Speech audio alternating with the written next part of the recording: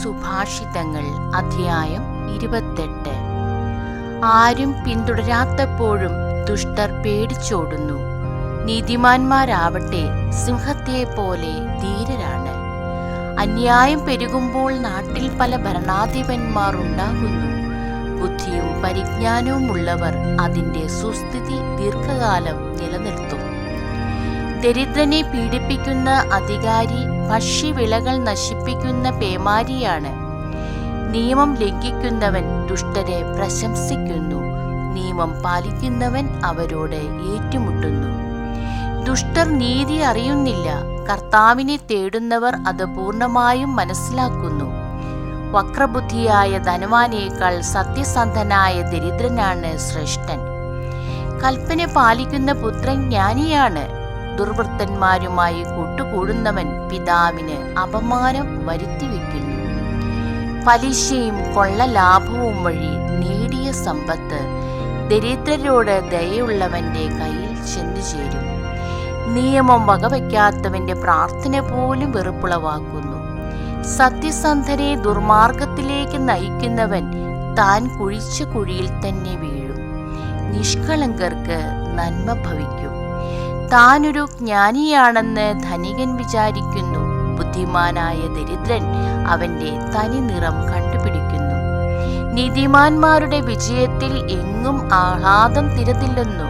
ദുഷ്ടരുടെ ഉയർച്ചയിൽ ജനങ്ങൾ ഓടി ഒളിക്കുന്നു. തെറ്റുകൾ മറച്ചു വയ്ക്കുന്നവന് ഐശ്വര്യമുണ്ടാവുകയില്ല.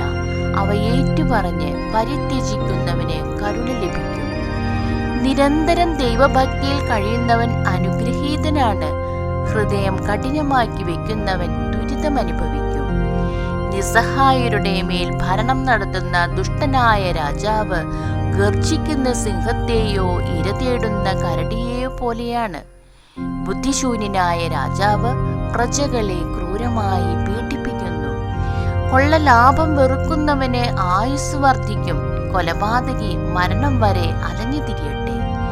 ആരും അവന് ഇടം കൊടുക്കരുത്. ധർമ്മമാർഗത്തിൽ ചരിക്കുന്നവൻ സുരക്ഷിതനായിരിക്കും. ദുർമാർഗത്തിൽ ചരിക്കുന്നവൻ കുഴിയിൽ വീഴും.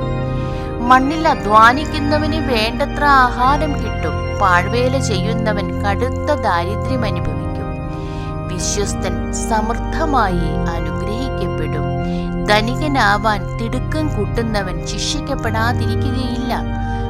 പക്ഷപാതം നന്നല്ല എങ്കിലും ഒരപ്പക്കഷണത്തിനു വേണ്ടി പോലും മനുഷ്യൻ തെറ്റു ചെയ്യുന്നു.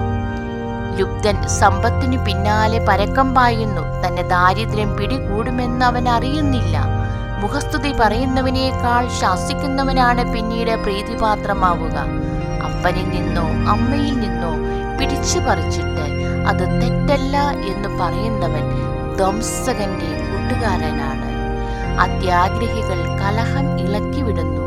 കർത്താവിൽ ആശ്രയിക്കുന്നവരാകട്ടെ ഐശ്വര്യം നേടും. സ്വന്തം ബുദ്ധിയിൽ വിശ്വാസം അർപ്പിക്കുന്നവൻ ഭോഷനാണ്.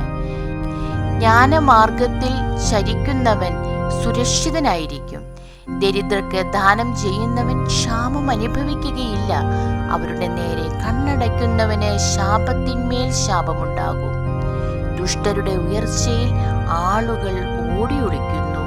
അവർ അധപ്പതിക്കുമ്പോൾ നീതിമാന്മാർ പ്രബലരാകും.